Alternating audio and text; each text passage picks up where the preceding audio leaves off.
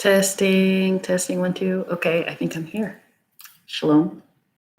I'm gonna make this really quick um, because I'm gonna make it really quick. So, the books I'm about to suggest are for, um, I guess I'm gonna say believers on some level, um, believers in the Bible. And I think it's very hard for you to gain what you need to get from these books if you have a problem with scripture. So if you do not believe, if you do not agree with scripture, if you don't agree with the Bible and things like that, then it is my strong suggestion that you understand that these books that I'm suggesting are not necessarily with you in mind. And okay.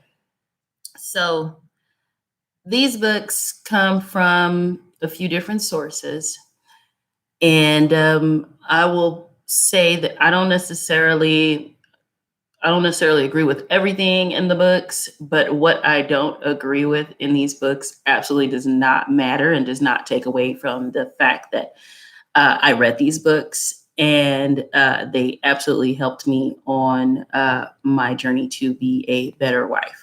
Some of these I read more than 10 years ago, and they helped me when I was younger. The books do help. They can help you at any stage in your life. They can help you at any stage in your marriage, but I think you could consider yourself blessed if you read them within the first 5 years of your marriage. And that way you kind of start on a pretty decent, solid base. As a woman coming from a westernized background, as many of us are, I'm going to tell you now that some of what you'll be reading, if you choose to read these books, is going to have you thinking that the authors and myself are crazy and insane.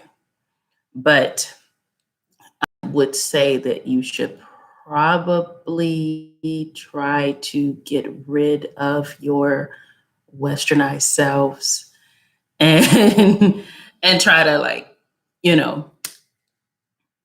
try to come over here, because we already know the westernized world is backwards and we don't want none of that. Shalom, Sister Silla. Hello. I don't be on here often. So let's get started, because I'm also a little bit shy, and it took me days to consider this and hours this morning to mentally prepare myself. And I know that it might not seem like I'm shy, but I am. I just be pretending not to be shy. So this I'm doing this morning because there was a sister in one of these groups on Facebook, and she's a very young. There's actually 2 different groups and 2 different women. They're both very young, and this one is 22, and she just needs some guidance. And I hope that she can find somebody face to face, because what she put on the table has me a bit, I guess, beleaguered is the word. And it's one of these things where I've said it before, but it's one of these things you want to come to the conclusion where you want to tell sisters, like ladies, women, sisters, wives, like when it comes to your husband, sometimes the man in your life, you need to be focusing on yourself and what you're doing, and not necessarily what all he's doing and not doing, because there's definitely some things you need to be doing. So here I am. I'm finally making this video. Okay. The first one is, can you see the cover? My window's open. Is Created to Be His Helpmeet. There we go. There's a good angle. Created to Be His Helpmeet by Debbie Pearl. And you can see this book is really used because it's really old. It is a Christian source. So if you are Hebrew or leading a Torah observant lifestyle, there are certain things that you might not agree with in there. But it is definitely helpful in her outlook and the way that she wants to look at things is very helpful. So I strongly suggest this book. Like it's called Created to Be His Helpmeet. If you are not yet married and not courting or engaged or betrothed, she also has a book called Preparing to Be His Helpmeet. And since I read this so long ago, she didn't have all the stuff that she has to go with these books. Now she's got workbooks and journals and all that kind of stuff that you can buy into to help you grow and kind of internalize what you're reading there and make the changes that you need to make. But I loved that one. The other one I read back in the day was My Mother's Rules by Judge Lynn Toller. Okay. It's a really good book. It talks about her mother and her father and her family and her mother and father's relationships. And like it says right here, it says a practical guide to becoming an emotional genius. So it just really helps you see yourself and helps you perform better and see how her mother handled certain situations that many, I want to say secular women would be like, that woman is insane. Girl, why you didn't leave? Like, why you didn't divorce that man and things like that. There's so much to learn, you know. So I loved it. I love that book. That book, awesome. Another one that is not Christian. It's actually Nation of Islam based. It's very controversial in the 80s, but I read it anyway. And it is, oh, okay, I'm sorry, I was reading something. It's The Black Man's Guide to Understanding the Black Woman. I'm sorry, it's a mirrored image and it's backwards, by Shahrazad Ali. And this says, read it before she does. That's what it says. But I'm going to tell women, you need to read this before he does. Okay. I actually don't suggest men read this, but I think women need to read this book. And you need to read every chapter and you need to find out if you represent one of the women that she's talking about in this book. And if you do, sis, I promise you need to change. You need to change quick, fast, in a hurry. And that goes for everybody. I read that, and honestly, if I were to give you my family background, and I might do that someday, you'll understand. I didn't see myself in that book at all. I saw one thing in that book, but I'm telling you, it's so real that you want to say, I got to make sure I'm never in that book ever. I never want to be that woman. Will it help you from a white background? It can, because American women, Western women from the Western world be on some nonsense sometimes.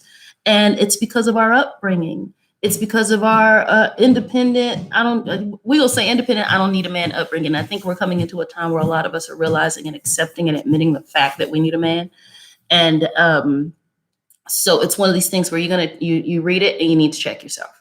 So I suggest that you two also read it, Sister Stella, and look at it and understand that some negative behaviors. I mean, for me personally, I think most negative behaviors are not race-based at all. So it's one of these things. If you see yourself in that book, you shouldn't be doing that stuff. You got to change it. So yes, that's one. I did not like the follow-up book to that one. I put it up here, The Black Woman's Guide to Understand the Black Man. I didn't really like it. Y'all can read it. I think she just did it because of the first one, but I think the first one stands alone and you don't really need that one. The next book that I read, because I am a polygynous woman, I am in a polygynous household, is The Spirit of Intimacy, Ancient African Teachings in the Ways of Relationships. Now, like I said, this book, it's not biblically based, so you can read it, keep it in perspective and take what you can get and leave what you cannot use. But there's a lot of good stuff in here. There's a whole section. When I say a whole section, it's a tiny section, but there's a whole section about polygyny in here, about plural wives, plural marriage. So I suggest it, and it can kind of help where you put your mind at. These other two books are very new. What I'm trying to think of when she wrote this first book. Is there a time on here? No, I don't see it. But it's only been, I want to say, 5 years for this one. Is Biblical Family Structure by Dr. Gina Murray. It's a series. This is book 1, and it's called The Them and Him. It's very good for families. This one, I believe, if nobody's reading it in your household, I believe the women should definitely read this book. Find yourself and get your household, your family, help get your family and household in proper order by you being in proper order. Okay. So I like that one. And part 2 just came out in the last couple of years, I think. And it is Biblical Manhood, The Way of the Kinsman Redeemer. I strongly suggest that you read this book, but I suggest that your husband definitely reads this book. And if you look at the top, I'm trying to get the angle, it says Biblical Family Structure. She has a website where you can buy these. So if you can't find them on Amazon.com, you can find it on madrinamedia.com, and she'll send them out post haste. So those are the books. I read them multiple times over the years, and I'm actually about to start reading them again because it just obviously it helps you to refresh yourself, but it also will help me in helping other sisters, because that's kind of what I am, I guess, tasked with, is trying to help my sisters. I read all these books. I do tune in to Straitway Helpmeets sister program, which I believe they do a new episode weekly, and I think they're on Blog Talk, but I watch it here on YouTube. Dr. Murray, Gina Murray, is awesome. On occasion, she blesses us with some conversation on her Facebook page. So that's that. I'm trying to think if there are any other things that I would suggest, but this video really is solely for, I'm looking at my bookshelf. This video is solely for women that are wanting to be better wives. Shalom, El Harris, Santiago.